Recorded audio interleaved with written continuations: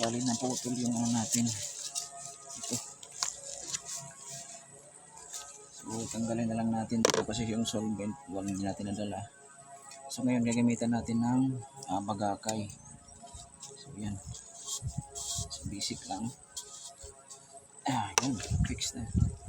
Then puputulin natin to. Para dyan i-ano yung kabila naman. Ito. Dito.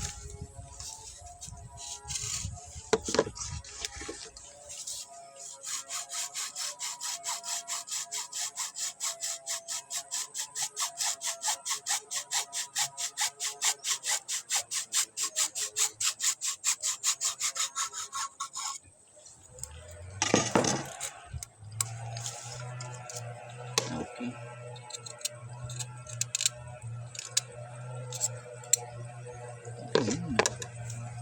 So, isasalpak natin dito sa isa. Ayun.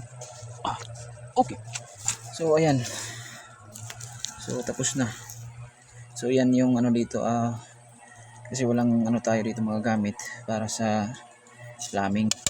So, yung gagawin natin pag walang mga ganyan, mga pang-dikit, pang-dugsong. So, bagakay lang. Okay na siya. Ay.